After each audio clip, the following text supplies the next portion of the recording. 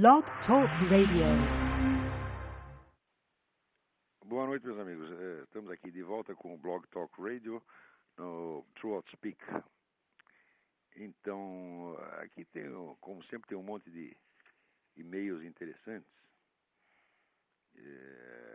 Mas me parece que o assunto da semana é essa proposta do deputado de conceder ao presidente da República o direito de convocar plebiscitos e referendos sem autorização do Congresso. É claro que a inspiração disso, a inspiração remota disso, é a velha ideia do Jean-Jacques Rousseau, a democracia plebiscitária, ou democracia direta. E não precisa dizer que isso aí é um passo para a instalação da completa ditadura no Brasil. Esse mesmo processo de democracia plebiscitária, ele por si mesmo vamos dizer, ditatorial, porque num plebiscito você não tem a menor condição, vamos dizer, dos debates detalhados que você tem no parlamento. A gente já nomeia representantes justamente para que eles tenham tempo de examinar as questões e possam decidir, então, responsavelmente. Se apela a um plebiscito quando não há possibilidade, vamos dizer, de acordo no nível parlamentar. Esta proposta significa simplesmente abolir o parlamento. Quer dizer, o parlamento se torna apenas um enfeite. Esse daí você vai ter aí um referendo semanal, ou então, o que vai acontecer, na verdade, é que na impossibilidade de você fazer referendos com muita frequência, o presidente da República vai acabar decidindo tudo na base da ameaça do referendo, né? Quer dizer, vocês façam o que eu estou mandando, senão eu convoco um referendo e vocês se desmoralizam. E todo mundo vai ficar com medo e, naturalmente, vai obedecer o cara. Isso aumenta o poder do presidente da República a um nível impensável. É isso. Aliás, o pessoal está começando a pensar no terceiro mandato do Lula. Quer dizer, as duas propostas são absolutamente indecentes. Mas o que eu estranho não é as propostas em si. Do PT a gente espera qualquer coisa. A gente sabe que um partido que formado na base da ideologia comunista é assim mesmo. Quer dizer, a sua reivindicação de poder não tem limite. Quer dizer, ao aumentar o poder do partido, tá certo? Além, vamos dizer, de todos os limites da decência, é não só normal, mas é uma obrigação do partido. A primeira obrigação do Partido Revolucionário é aumentar o seu próprio poder, ilimitadamente. O que eu acho engraçado, né, essas pessoas como esse pessoal da UAB, esse Dr. Flávio Conde Comparato e outros, que agora ficam reclamando, dizendo, não, isso é um retrocesso. O próprio fato de chamar as coisas de retrocesso já subentende, né, a ideia de que a história humana tem uma finalidade determinada, de que nós estamos caminhando para ela, e de que tudo pode ser medido assim na direção para frente ou para trás. Né? Ora, se tudo que está para frente fosse melhor e tudo que está para trás fosse ruim, nada de mal aconteceria, por definição. Você só iria cada vez para o melhor. Se uma coisa aconteceu depois da outra e ela é ruim, então é claro que não tem sentido raciocinar em termos de avanço e retrocesso. Nós temos que raciocinar simplesmente em torno do bem e do mal, do conveniente e do inconveniente, do sensato e do insensato, sem acrescentar, vamos dizer, sem enquadrar isso dentro desse fantasma da história ideal, onde tudo que vem depois é melhor do que o que veio antes. Se tudo que vem depois é melhor do que veio antes, então não teria acontecido a Revolução Russa depois da Revolução Francesa. A Revolução Francesa matou apenas 200 mil pessoas. A Revolução Russa matou, parece que entre 20 e 30 milhões. E depois veio a Revolução Chinesa, que matou 60 milhões. Quer dizer, se isso é o progresso, tá certo? Então, evidentemente, eu preferiria o retrocesso. Eu preferiria estar antes de tudo isso.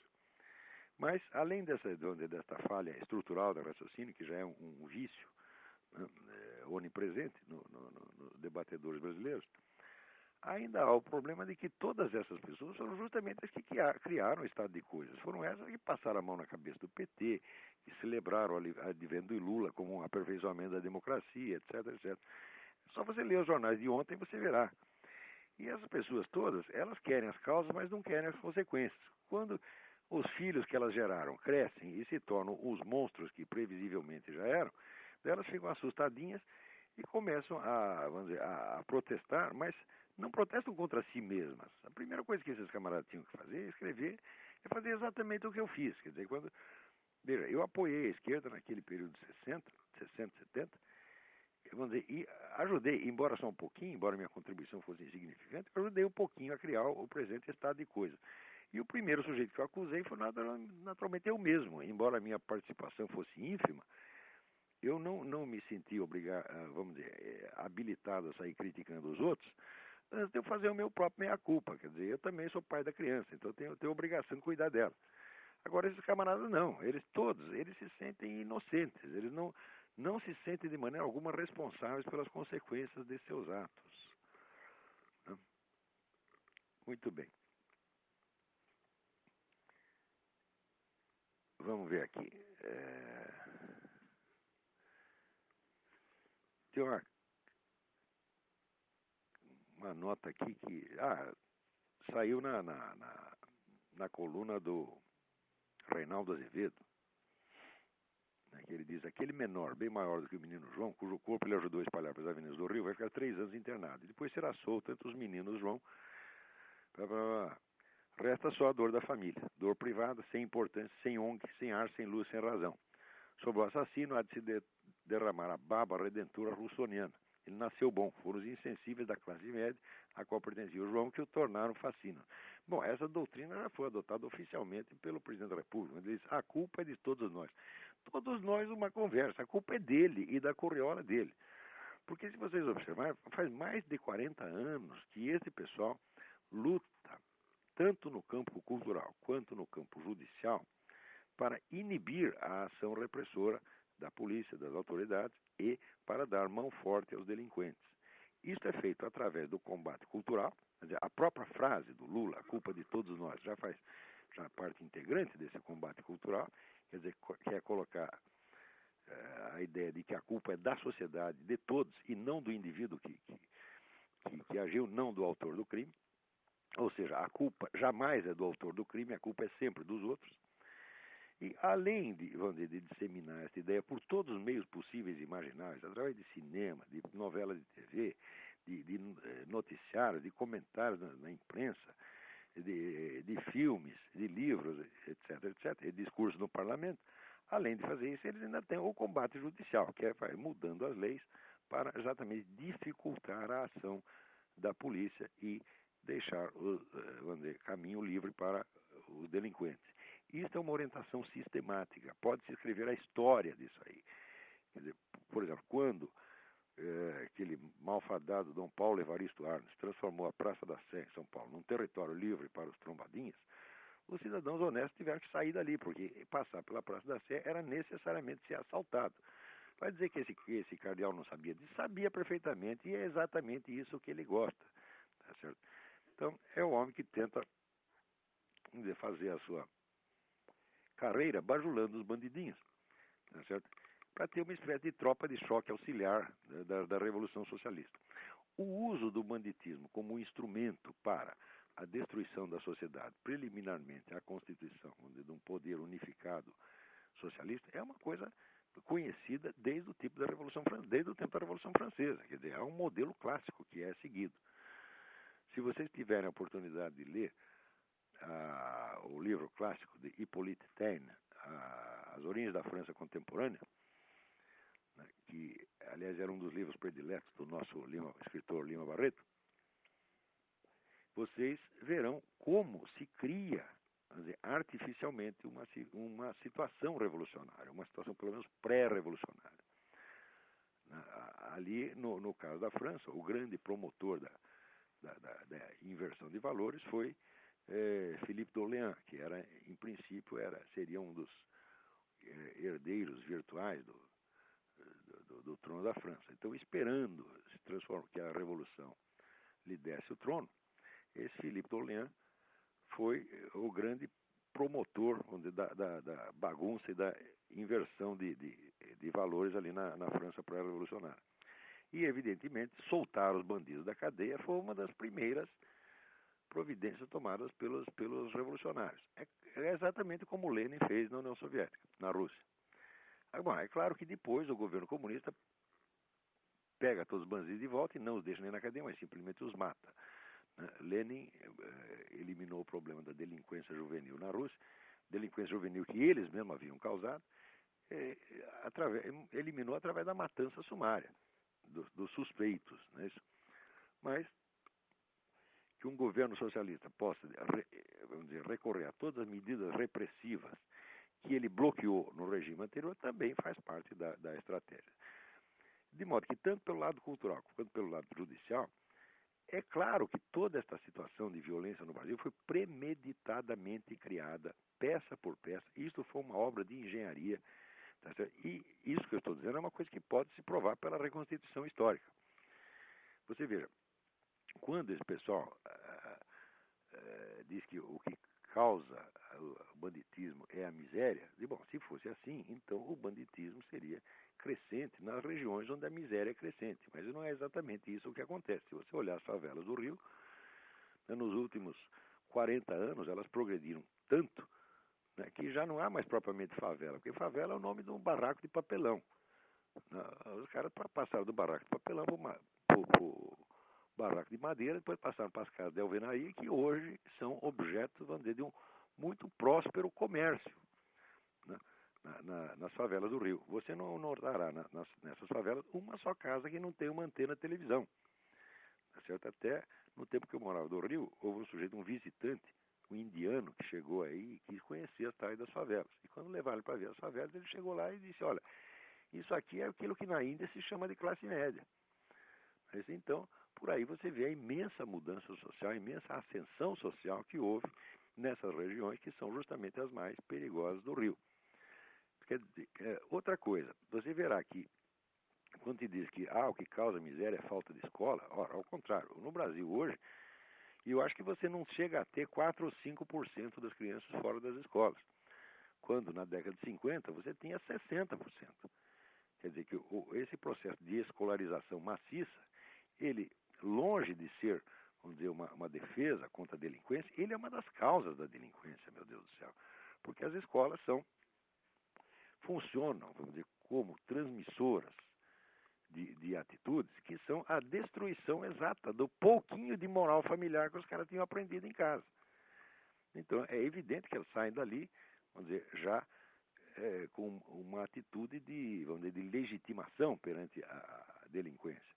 A mesmíssima coisa que aconteceu nos Estados Unidos. Acontece que aqui as universidades não são totalmente monopólio dessa mesma cambada comunista, então ainda existem estudos, tá certo, que provam exatamente a escola ser um dos fatores geradores do banditismo. Agora, quando o Lula diz, não, esse pessoal está assim porque falta escola, quer dizer, em primeiro lugar, é um erro de fato. Quer dizer, quase não há crianças sem escola no Brasil. E, em segundo lugar, a relação entre escola e criminalidade, longe de ser uma relação de excludência, é uma relação de cumplicidade, de ajuda mútua. Muito bem, vamos ver o que nós temos aqui.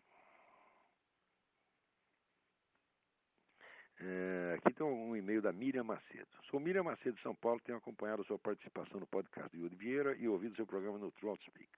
Brilhante, parabéns, muito obrigado. Tem sido muito esclarecedor e, por outro lado, também me confundiram, principalmente no que se refere à união da maçonaria com o cristianismo. A propósito, não entendo de profundidade filosófica, sou só uma esforçada e curiosa ex-jornalista e rainha do lar que tenho visto e gostar de assuntos de que nada entende. Na conversa com o Yuri, o senhor, citando René Guénon, defendeu a união da maçonaria com o cristianismo como única saída para o furdúncio em que está se transformando o mundo. O senhor falou em maçonaria anticristã e maçonaria pró-cristã. Muito bem. Olha, Miriam, esse problema que você coloca é dos mais cabeludos. Eu dificilmente poderia, vamos dizer, explicá-lo aqui. Mas é preciso considerar, vamos dizer, que a maçonaria, tal como nós a conhecemos hoje, ela se origina no século XVIII. A partir da unificação de antigas iniciações de ofícios, sobretudo dos construtores medievais, que durante 1000 anos tinham funcionado perfeitamente bem dentro do contexto cristão e sem nenhum problema, tá certo? A encrenca começa a partir do momento em que dentro da própria maçonaria começam a surgir outras sociedades, estas sim verdadeiramente secretas, e se apossam de áreas inteiras da maçonaria com o objetivo de transformá-la em instrumento da revolução. Isto é bastante, é uma coisa que é bastante bem explicada num livro já clássico de um mestre maçom chamado John Robinson. O livro chama-se Proofs of a Conspiracy. O livro saiu no começo aqui da história republicana dos Estados Unidos, tá certo? Evidentemente, o livro foi bastante lido pelos maçons da época, inclusive o presidente George Washington, que, vendo então essa penetração das ideias revolucionárias na maçonaria, ele confirmou que aquilo existia e disse: eu espero que isso não se propague aqui nos Estados Unidos, porque era o que estava acontecendo mais na Europa, sobretudo na França. Então, quando você fala em maçonaria, você não pode falar de um negócio assim em bloco, né? Quer dizer, porque existem como é que se diz, camadas e camadas de complexidade nesse negócio. Mas, em todo caso, o fato mesmo de que a maçonaria se origine nessas comunidades de ofício mostra que ela não tem uma inspiração originariamente anticristã. Tá certo? Por outro lado, essas comunidades legaram à maçonaria inumeráveis conhecimentos, sobretudo sobre a ordem, a constituição da ordem política, a ordem do Estado. Não é isso? E esses conhecimentos, eles são realmente, vamos dizer, importantes para a administração do mundo. Então, como existia aquela distinção, vamos dizer, dos pequenos mistérios e grandes mistérios, os pequenos mistérios são aqueles que se referem aos conhecimentos de ordem cosmológica, a ordem do mundo, constituição do mundo, inclusive do mundo histórico, social, político. E, por outro lado, os grandes mistérios que se referem à ordem puramente espiritual, da imortalidade da alma, Deus, etc., parece que houve aí uma divisão de trabalho. Quer dizer, a maçonaria ficou com os pequenos mistérios e a igreja com os grandes mistérios. Não é preciso dizer que esse simples fato é causa de inumeráveis desequilíbrios. Quer dizer, que enquanto essas duas ordens de conhecimento não forem novamente articulados, a unidade espiritual do Ocidente não vai ser reconquistada. Tá certo? Pior ainda, que à medida que o tempo passa, aparecem, então, sociedades secretas dentro de sociedades secretas e conspirações dentro de conspirações, tornando tudo uma bagunça monumental. É evidente que as conspirações existem, mas também é tolo imaginar, como faz o senhor Armindo Abreu, que certas sociedades secretas são controladoras do mundo. Ninguém controla o mundo, quer dizer, o pessoal disputa poder e faz confusão, entendeu? Pior ainda, quando os elementos causadores de uma situação contém um forte elemento secreto, tá certo? É muito difícil até você entender historicamente o que aconteceu, tá certo? Então, a história do mundo, além de se tornar excepcionalmente violenta, porque a partir do século XX houve violência como nunca houve antes na história, né, ainda tem esse problema de que você nunca sabe direito quem fez o quê, tá certo? Quer dizer, a prevalência do segredo como elemento histórico importante é um dado do século XX. Você veja o crescimento inaudito dos serviços secretos no século XX. Antes você tinha serviço secreto que operava apenas em época de guerra, tá certo? E tinha finalidade exclusivamente militar. No século XX, os serviços secretos ampliam de tal modo a sua área de atuação que eles praticamente abrangem a sociedade inteira. Quer dizer, todo mundo tinha um dossiê na KGB e é claro, não houve nenhum serviço secreto, claro, que crescesse ao ponto da KGB, similarmente à KGB. Mas o simples fato do crescimento da KGB forçava os países adversários a ampliar também a faixa do seu serviço secreto. Por exemplo, toda a história do século XX, a história cultural do século XX, a história das letras, da arte, do cinema, não pode ser compreendida de maneira alguma sem você levar em conta as quantidades enormes de dinheiro que a KGB espalhou pelo mundo, dando para escritores, para artistas, para cineastas, etc., etc., tudo para fazer, vamos dizer, da totalidade da cultura ocidental um instrumento de propaganda comunista. A abrangência desse fenômeno é tão grande que eu mesmo, às vezes, custa acreditar no que estou vendo. Tá certo? Então, eu recomendo para você um livro que se chama Double Lives. O autor, puxa, agora esqueci o nome do autor, mas não tem importância, depois eu te dou.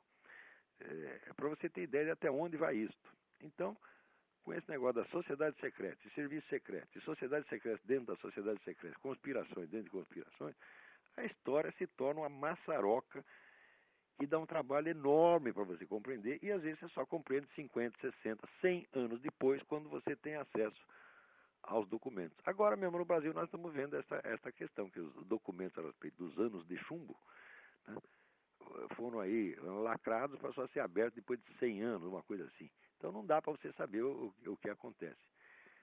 É claro, a mim me parece que os interessados nesse segredo não são os milicos, porque dos milicos já se falou tudo. Agora tem o outro lado da história que vai permanecer secreto, mas não sei quanto tempo. Então, a simples existência, tá certo, de um fator secreto tão grande na sociedade já é um problema. Não sei se isso responde à sua pergunta.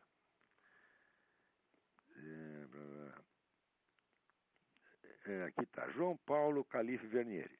Sou leitor assíduo de seus textos e ouvinte do Trotspeak. Muito obrigado. Há algumas semanas durante o Trotspeak você comentar que não existe uma ligação direta entre pobreza e revolução. Isso que estou como exemplo por causa da Revolução Francesa. Eu já li em livros alguns artigos que a situação econômica da França na época era muito ruim, e esse foi um dos motivos, o único, que levou à convocação dos Estados Gerais pelo rei. Não, o que havia na época é assim, havia uma multiplicidade de impostos, havia um caos fiscal, porque você não tinha um imposto, um sistema de impostos unificado, havia milhares de impostos diferentes, e também milhares de privilégios diferentes, vamos dizer, privilégios de família, privilégios municipais, privilégios de bairro, privilégios de comunidade de ofício, etc, etc. E no meio disso, a carga tributária podia chegar a total absurdo. Porém, em termos gerais, no global, a economia francesa foi a que mais cresceu na Europa antes da Revolução. A França era o país mais rico da Europa. Não tinha nenhum que se comparasse, mas nem de longe, à França. Então, a mesma coisa aconteceu depois na Rússia. Quer dizer, o fato do país estar muito rico não significa que a situação econômica seja realmente boa. Só o negócio dos impostos já travava a atividade econômica de uma maneira impensável. Outro ponto, vamos dizer, que foi causa direta da Revolução Francesa, foi que na França a aristocracia não tinha realmente função nenhuma. Quer dizer, quando foi abolida a sua função militar, mais ou menos depois de 1500, 1600, a aristocracia se transformou num bando de inúteis, que só servia para gastar dinheiro do Estado. Quer dizer, eles tinham direito a certos impostos que iam para direto, eram ou cobrados diretamente nos seus locais, ou eram cobrados através do governo central e iam parar no bolso deles. E que os alimentar porque eles não fizessem absolutamente nada. Tá certo? Então, isso aí era evidentemente uma causa de revolta. Quando o rei começou a tentar dar um jeito nisso, eliminando certos privilégios dos aristocratas, tá certo? E tentando botar ordem no sistema dos impostos, os aristocratas naturalmente se revoltaram. E esse é o motivo, vamos dizer, do apoio maciço que os aristocratas deram à Revolução no começo. Isso é uma coisa, vamos dizer, que geralmente é contado ao contrário, quer dizer, que a Revolução foi contra a aristocracia. Não, a Revolução foi primariamente contra o rei, embora ele próprio a tivesse começado de algum modo. A Revolução foi essencialmente contra o rei e contra a Igreja Católica. Existe um historiador francês muito interessante, chamado Jean Dumont. Escreveu um livro maravilhoso que se chama La Révolution Française ou Les Prodiges du Sacrilège. A Revolução Francesa ou os Prodígios do Sacrilégio. É um livro meio difícil de achar, mas que eu lhe recomendo. Hoje em dia, eu já estou persuadido de que o motivo essencial mesmo da Revolução era, assim, sobretudo de ordem antirreligiosa. O combate antirreligioso foi muito mais forte do que qualquer coisa que se tenha feito contra a aristocracia.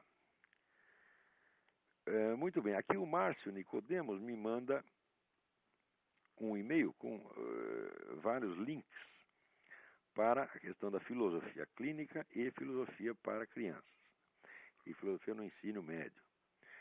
Muito bem, quanto à filosofia clínica, me parece óbvio que a atividade filosófica ela tem um efeito terapêutico em si mesmo, tá certo? Quer dizer, a tomada de posse da inteligência humana pelo indivíduo é uma coisa que o fortalece automaticamente, quer dizer, não importando quão doente o sujeito esteja, o simples fato de ele tomar posse da sua inteligência e começar a ver que ele tem as condições e ele mesmo entender as coisas, entender os problemas diretamente, tá certo? Sem precisar se ater autoridades anteriores, o preconceito de grupo, etc., isso faz um bem danado. Isso aí eu mesmo verifiquei nas minhas próprias aulas, tá certo?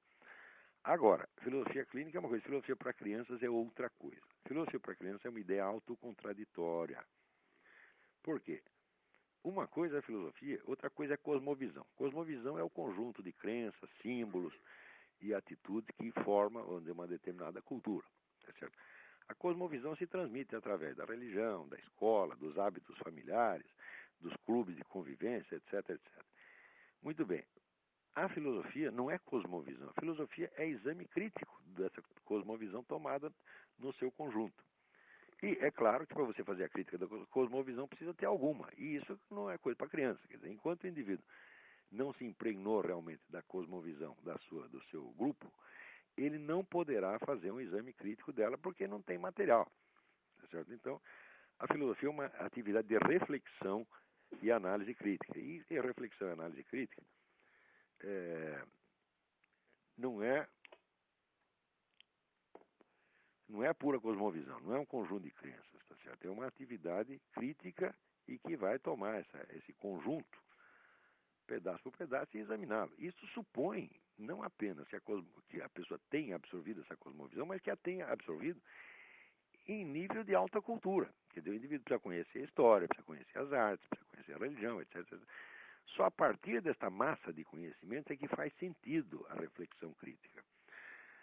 Fora disso, vamos dizer, a filosofia para a criança é como a digestão na ausência de comida. Tá entendendo? Que ele vai conseguir uma úlcera. Muito bem, vamos ver o que mais aqui.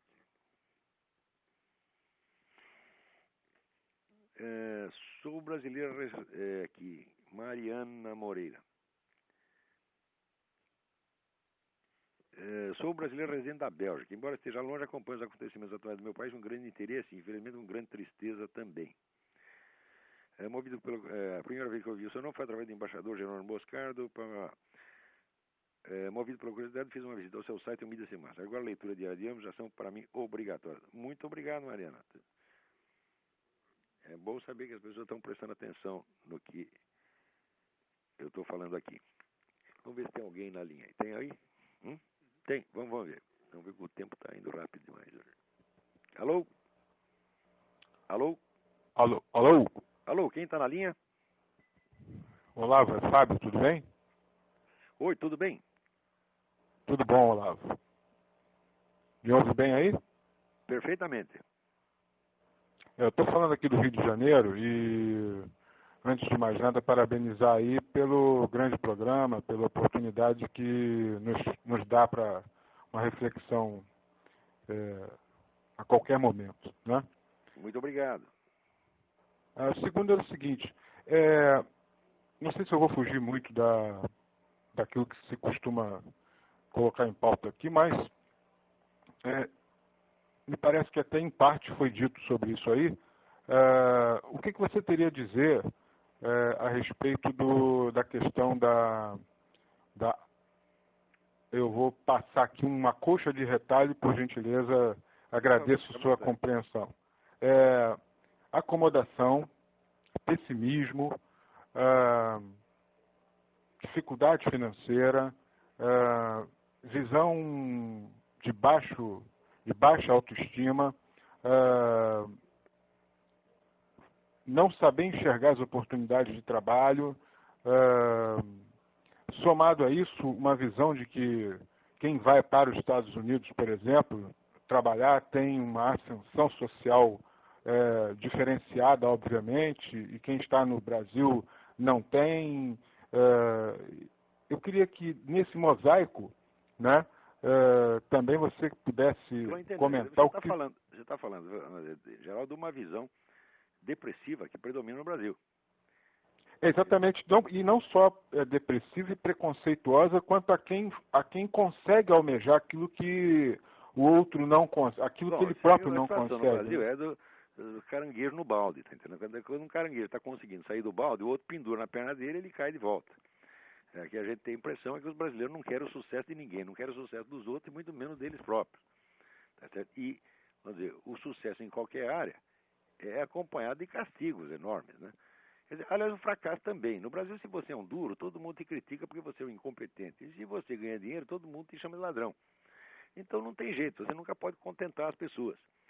O fato é o seguinte, a base da sociedade humana é o segundo mandamento, é amar teu próximo como a ti mesmo. Quer dizer, o amor ao próximo é a base da convivência humana. Não idealmente, mas realmente. Quer dizer, se não existe um mínimo de amor às pessoas todas, a sociedade não vai para frente. A sociedade é feita, vamos dizer, apenas de boicote mútuo. E isso a gente vê acontecer no Brasil. Quer dizer, nós não podemos esquecer que o Brasil é um país que foi muito superficialmente cristianizado. Durante todo o século XIX, os dois imperadores eram inimigos da igreja e travaram de tal maneira o ensino religioso que quando terminou o império, sabe quantos monges restavam nos monastérios brasileiros? Restava 8, para um país de um tamanho de um continente. Então a história religiosa, a história moral do Brasil é muito diferente da história dos Estados Unidos. A história dos Estados Unidos, vamos dizer, é perpassada de religião e de discussões morais e de aprimoramento quase maníaco da consciência moral, porque o americano é escrupuloso até o ponto da obsessão, tá certo? Enquanto isso acontecia aqui nos Estados Unidos, o Brasil ficou largado. O Brasil praticamente começou a ter ensino religioso depois da República. A igreja foi uma das forças que produziram a nossa República. Então, a partir daí começa o ensino religioso, mas ainda assim muitíssimo superficial. Quer dizer, a religiosidade do brasileiro é constituída apenas, vamos dizer, de meia dúzia de ritos festivos, tá certo? E do famoso sincretismo, misturar aquilo com mil e uma fantasias supostamente africanas, que eu nem acredito que são africanas, o pessoal inventa muita coisa aí no Brasil, certo? Bom, nessas condições, à medida que a população vai crescendo e ainda tem esse fenômeno da marginalização de uma parcela enorme, né, quer dizer, da população, que era constituída dos escravos, que quando foram libertados, simplesmente não tinha emprego para eles. A gente não pode esquecer que entre a abolição da escravatura e o princípio da industrialização brasileira transcorreram mais de 40 anos e todo esse pessoal ficou largado, tá certo? Não é nem por culpa de ninguém, não deram emprego para eles, não havia emprego, pô, né? Então quer dizer que o crescimento econômico da nação não acompanhou, vamos dizer, o seu progresso jurídico. É bonito você fazer leis que dão direito às pessoas, mas acontece que o direito fica só no papel porque não há possibilidade de atendê-los. É isso. Já dizia Simone Weil, se o que você proclamar um direito, né, sem você esclarecer a quem incumbe a obrigação de atendê-lo, é a mesma coisa que não fazer nada. Então, no Brasil, nós estamos todos carregadinhos de direito e sem nenhuma possibilidade. Tudo isso, vamos dizer, correspondeu para criar essa sociedade confusa, quer dizer, baseada no rancor mútuo e na inveja. Houve um sujeito, um presidente do Banco Mundial, que uma vez disse isso: olha, a sociedade brasileira nunca irá para frente porque é a sociedade baseada na inveja. Agora que eu estou morando aqui, já faz quase 2 anos, agora que eu vejo que isso é uma realidade, tá certo? E que a gente está tão acostumado com esta inveja, com esse rancor, esse ressentimento mútuo brasileiro, que a gente acha que isso é normal, que a humanidade é assim. Olavo, como é que a ferramenta da filosofia pode ajudar, uma vez que ela serve para questionar, Ela pode, em primeiro lugar, analisar a situação e explicar para as pessoas por que elas estão sofrendo. Porque a pior coisa é você sofrer sem saber por quê. Agora, quando você rastreia a história, busca as causas, destrincha a complexidade da coisa, às vezes você vê uma luz no fim do túnel e você pode dar uma sugestão. Mas acontece que às vezes o doente está tão doente que ele fica bravo com você porque você deu a sugestão. Eu, por exemplo, faz 20 anos que eu estou dizendo a seguinte coisa: vocês estão muito errados quando vocês cuidam da educação popular, vocês querem dar escola para todo mundo antes de você educar a elite. Isso aí é botar o carro dentro dos bois. Você tem que começar com o ensino superior. Você tem um país como o Brasil, você quer fazer um Brasil bom, primeira coisa, você tem que fazer um ensino superior que seja o melhor do mundo, para começar. Isso vai beneficiar um número pequeno de pessoas, tá certo? Mas é para ter, vamos dizer, um efeito irradiante, de geração em geração. Antes de educar vamos dizer, o povão, você tem que educar quem vai educá-lo, tá certo? Então, veja, isso é a primeira coisa que tinha que ter feito. Agora, o Brasil começou a ter universidade, antes tinha só faculdades isoladas. A primeira universidade foi na década de 30. Isso é um absurdo, não pode ser uma coisa dessa. E logo essa universidade se estragou completamente ao virar a escolinha do MST, porque a USP é a escolinha do MST e não é mais nada. Quer dizer, eu não conheço um professor da USP, tá certo? Que tem a condição, vamos dizer, de um debate intelectual sério mesmo. Não dá, porque, veja, como é que se forma um intelectual de verdade que possa ser útil à sociedade? Quer dizer, se forma dando ao sujeito, ou dando as condições para que ele o tenha, onde é uma cultura universal. Cultura universal significa o seguinte: ele vai ter que absorver todas as ideias que formam o legado da civilização, conseguir analisar tudo por todos os lados, tá entendendo? Ter um conhecimento extenso e depois tomar posição. Agora, no Brasil, não. As pessoas tomam posição com 18 anos, tá certo? E se intoxicam de leituras que confirmam aquilo e nunca mais entendem mais nada. Não é que elas são contra o resto, elas simplesmente não entendem. E às vezes não sabem que existe. E nos últimos anos, com essa ascensão petista, o negócio piorou ainda mais. Então, a possibilidade de formar uma camada intelectual séria no Brasil já foi para cucuias. Se ela se formar, será por iniciativas independentes, como essa mesmo que eu tentei. Eu, durante 20 anos, dei curso. Aí, aliás, continuo dando por videoconferência, na esperança de estar contribuindo para formar uma elite intelectual brasileira. A elite intelectual é o começo do país, meu Deus do céu. Primeiro você forma a liderança. Agora, no Brasil, não. Eles já conseguiram dar educação primária para todo mundo e ainda não tem elite. Quer dizer, você expande a base e você achata o topo. Quer dizer, o topo da inteligência brasileira hoje é o senhor Gilberto Gil, que é o ministro da Cultura, é o líder, né? Então, por aí você vê que está tudo perdido. E sem inteligência não se resolve nada. Agora, no Brasil, eles primeiro querem resolver todos os problemas. Problema econômico, problema administrativo, problema fiscal, e depois ficar inteligente. Falar, assim não dá, pô. Você tem que ser inteligente primeiro e depois você atacar os problemas. Então, isso tudo, essa orientação errada que tomou a história brasileira, que é uma orientação anti-intelectual, contra o conhecimento. O brasileiro é contra o conhecimento. Entendeu? Ele acredita só em opinião. Opinião e discussão. Discutir e nunca estudar nada. Quando você pega um desses debates no Orkut, qualquer debate daquele, vamos dizer, acumula mais palavras do que o sujeito leu em livro durante toda a vida dele. Isso é um absurdo. Como é que pode acontecer? Você pode me deixar fazer um protesto no ar aqui?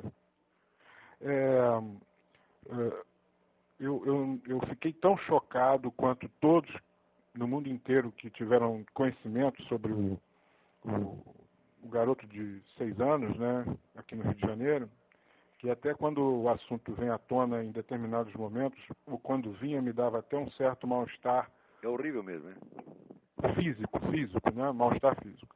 Mas o protesto é o seguinte: por que a reação vem de imediato ao acontecido e não vem quando você também já falou sobre isso e outros publicaram os tais 50 mil homicídios por ano, né?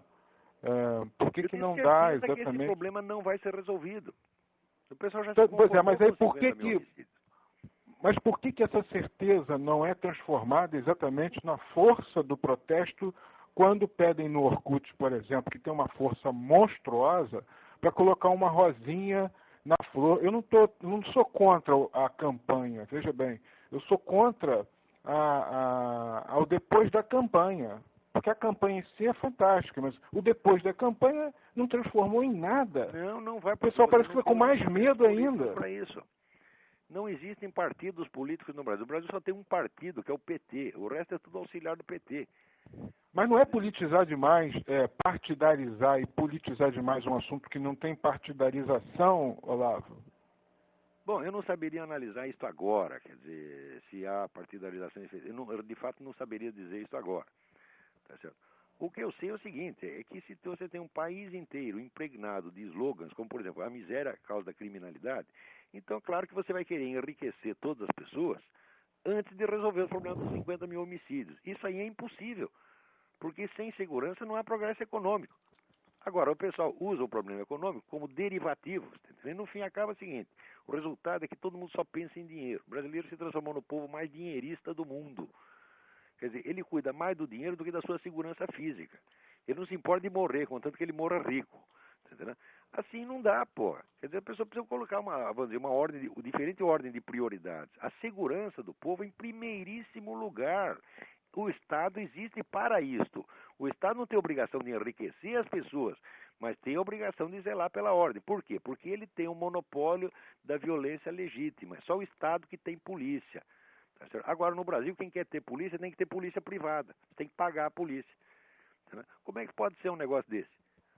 Quer dizer, em primeiro lugar, a segurança. Qualquer político que apareça com qualquer proposta que se refira a outro assunto, na presente circunstância, é um criminoso. Porque o Brasil está tendo mais morticínio do que no Iraque. E ninguém fala nada, ninguém quer saber disso aí. Tá certo? Aparecem com planos econômicos, com mil e uma reformas legais, então, mas cadê o problema? Cadê a coisa básica? Cadê o nosso direito de viver, o nosso direito de andar na rua? Se você não tem isso, você não tem nada. Então, o Brasil atualmente só tem um problema. Esse problema chama-se segurança. Mas não pode mexer nisso por quê? Porque quem está fomentando a violência é a Farc. E se for mexer muito nesse negócio de narcotráfico, etc., vai pisar no calo da Farc. E isso o Lula não pode, porque ele tem medo de levar uma bala na cabeça. Então não pode fazer nada. Se não aparecer um homem que tenha culhão para resolver isso aí, e dizer a Farc que se foda, tá? Nós vamos resolver isso aí, vamos prender todo mundo, inclusive o pessoal da Farc. Enquanto não fizer isso, não tem jeito, porra. O Brasil está totalmente desmoralizado, no sentido, vamos dizer, de acovardamento, de falta de encarar a realidade. Ora, você não pode esperar que um governo melhore muito a situação econômica num país. Nenhum governo faz isso, a sociedade faz. A sociedade tem que cuidar de si mesma. Mas o governo tem que dar para ela a condição para que ela faça isso. Essas condições básicas são, em primeiro lugar, vamos dizer, a ordem geral, a confiabilidade dos contratos, a prevalência da ordem legal e a segurança pública. Essa é a primeira coisa. Se não tem isso, o resto é tudo desconversa. Muito bem. Bom, agora deixa eu atender outra pessoa que tem mais gente na linha aí. Obrigado, Olavo. Um abraço. Muito bom. Tchau. Tchau. Alô? Alô, Olavo. Oi, Aqui é o Davi de Belo Horizonte. tudo bem? Tudo bem. Aqui, eu não sei se o homem me viu, eu costumo aparecer lá na comunidade, eu inclusive participei lá daquela discussão maravilhosa com o Rodrigo Constantino, que eu acho que não vale nem comentar muito. Não vale Mas é o mesmo. seguinte, eu queria comentar sobre o PFL. Eu não sei se o senhor falou esse sobre negócio isso da no início mudança do de programa. nome? Como é que é? Não só sobre isso. Eu tenho que comentar algumas Se você coisas. chamar o peido de gás intestinal, ele vai feder menos? Não. Esse aqui é o negócio. Quer dizer, isso é uma desconversa, isto não há nem o que comentar. Aqui, eu queria dizer... Quer dizer, olha, eu mudo o meu nome, eu vou lá e mudo o meu nome. Agora eu me chamo David Rockefeller. Isso vai aumentar minha conta bancária, pô? Definitivamente não. É o seguinte, eu entrei no PFL em outubro, mais ou menos em outubro, já junto com um pequeno grupo de liberais, digamos, puro sangue. Aham. E a gente, realmente eu fiquei muito orgulhoso de mim mesmo, porque em menos de um mês eu já vi que eu fazia parte de um grupo dissidente. Mas o negócio é que eu entrei lá para ver se eu conseguia convencer, botar na cachola do pessoal, que era necessário que o PFL ajudasse a botar livros no mercado. Eles já tinham uma iniciativa... É básico, mas eu digo isso a eles faz 20 anos, os caras não querem nem saber, porque eles mesmo não leem livros, porra. Pois é. Aí, não tem ideia do que é política. Mas isso estava tudo em pausa, estava tudo em animação suspensa, porque tinha acabado de passar a eleição, e aí vinha a convenção de partido, estava aquela paradeira do caramba. Pelo menos eu conheci algumas pessoas interessantes que não tinham poder algum, pessoas sem poder algum, que tinham simplesmente afiliação ao partido e fim, não tinham mais poder nenhum. E é o seguinte, o PFL já tinha uma iniciativa de publicar livros pela internet. Eu falei, não, tem que sair da internet. Mas não, aí ficou aquela converseira. Aí agora que eu vi que o partido está afinando diante do liberalismo, não quer defender o liberalismo de forma alguma. Agora eles não querem parecer nem liberais, antes eles tinham medo de ser chamados de conservadores. Né? Eles já usaram a palavra liberal para não ser chamado de direitista conservador. Mas agora nem liberal pode. Quer dizer, eles raciocinam sempre numa base que toma como princípio, vamos dizer, as regras do adversário. Eles já se submetem às regras do adversário.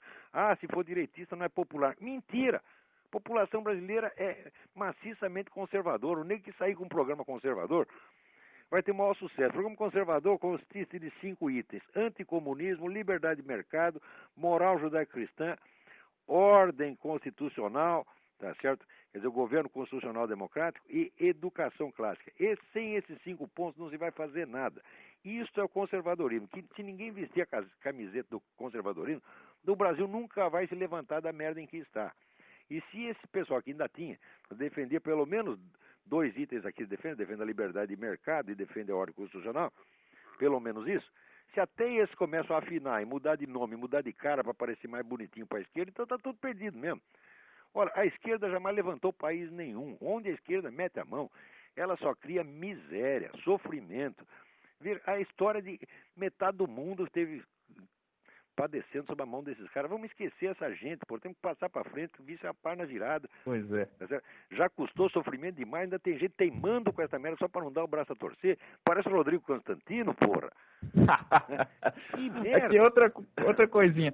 Eles mudaram, o senhor sabe que para Partido Democrata, inspirados no Partido Democrata americano. Bom, eu acho que isso aí não merece nem comentário. O Partido Democrata é a esquerda aqui, porra. Mas outra coisa, eles se chamam Partido Democrata porque querem que a democracia seja o contraponto ao populismo na América Latina. Pois é, mas o Partido Democrata americano, os Ted Kennedy, Nancy Pelosi, etc., são os maiores padrinhos do populismo latino-americano. Eles adoram Chaves, você não tem ideia do tamanho do lobby chavista. Exato. Aqui, os caras estão não é que eles são chavistas, eles estão na folha de pagamento do Chaves. Eu conheço eles um por um, você está entendendo? Eu assisto realmente. Estamos muito bem. Mas o problema é que eles estão raciocinando apenas com palavras. Ou seja, democrata é democracia e pronto, é uma palavrinha. Quer dizer, agora, se eles são o Partido Democrata, quem será o Partido Republicano? Você imagina um país que só tivesse o Partido Democrata da Nancy Pelosi e do outro lado o Partido Comunista. É isso que vai ser o Brasil, porra. E outra coisa, já que eles se dizem democratas, eu quero saber por que eles fizeram essa decisão de mudança de nome a portas fechadas, sem consulta à base. Isso foi feito. Isso é um bando de cagão, porra. Pois é. Esse é o problema. Esse pessoal não entende nada, são todos medrosos. Ora, isso é uma pena, porque o único partido que tinha a condição de fazer alguma coisa é o PFL. Agora, ainda sobram lideranças individuais lá dentro, tá entendendo? Boas. Mas eu vejo que o partido como um conjunto está indo para o brejo. Quer dizer, vai se suicidar mais um pouco. Esse pessoal só ouve conselho de quem não deve, eles pagam os assessores, pagam a preço de ouro, assessores políticos para inventar besteira para eles. E quando a gente dá um bom conselho de graça, os idiotas empinam o narizinho. Dizem, não, ele é conservador demais, nós não gostamos disso, isso não fica bem. Ora, vão à merda. Isso é muita frescura, pô. A pessoa tá com frescura.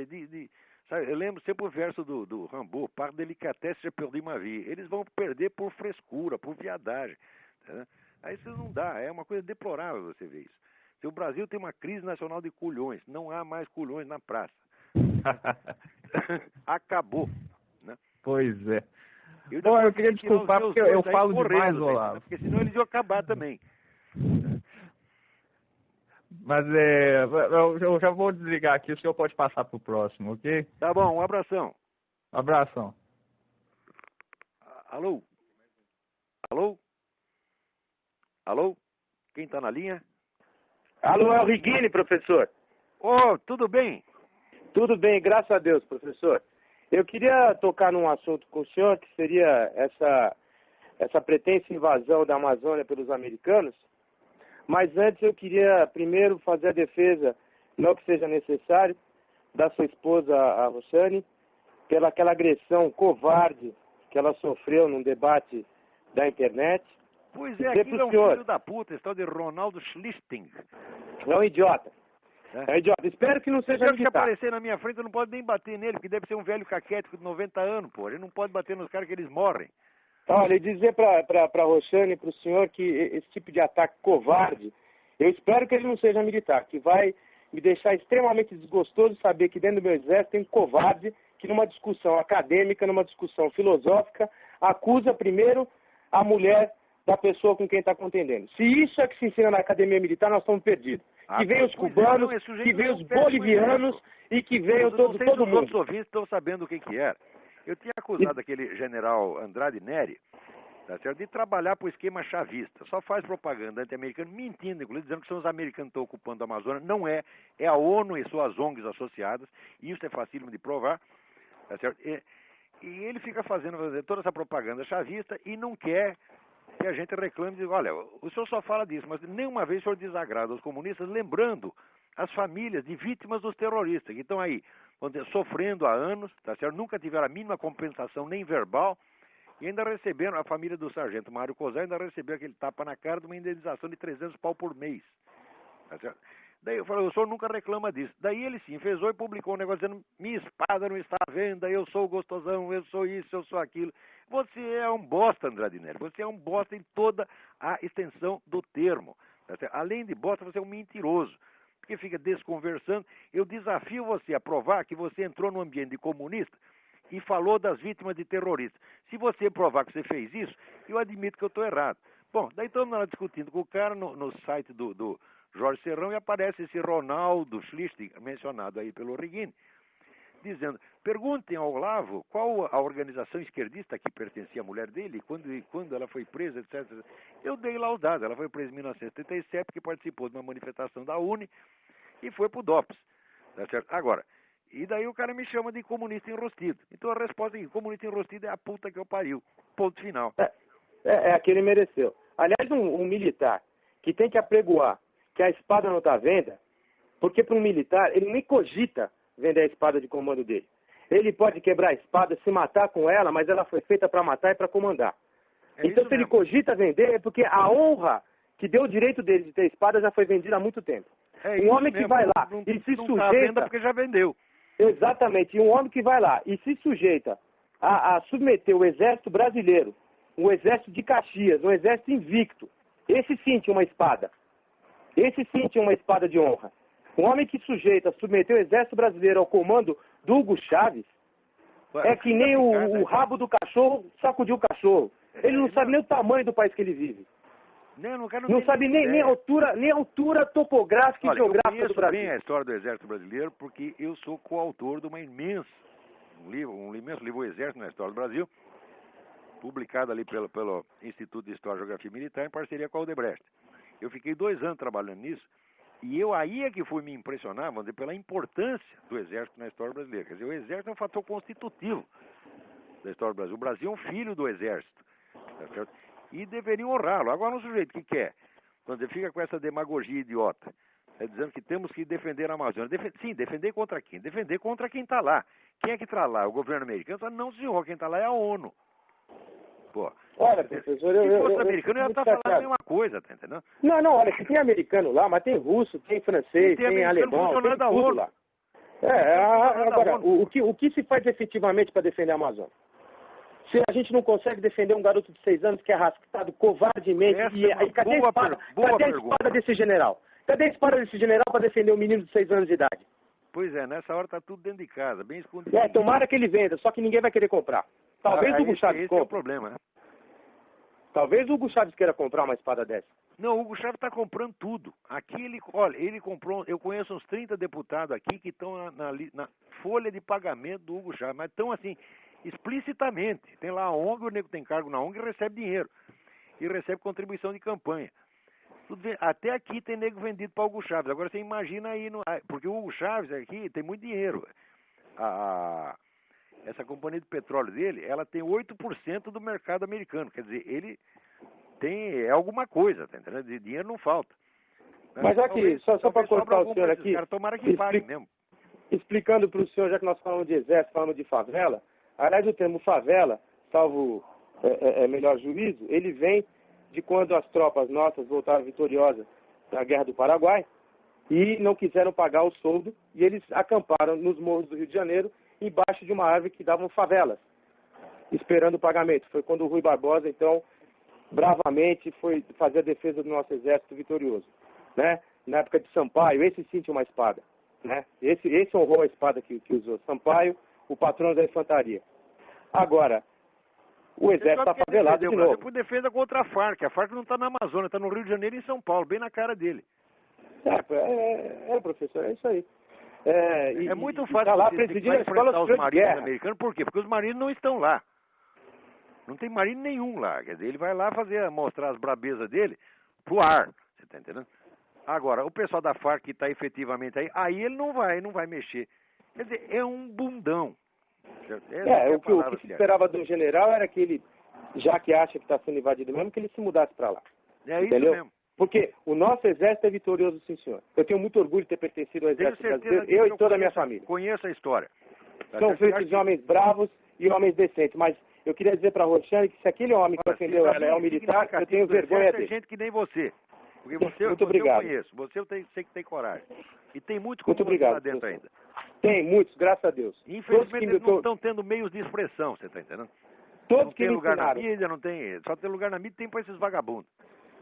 É. Então, tá bom, eu vou ser obrigado a encerrar agora que acabou o nosso tempo. A luta continua, companheiro.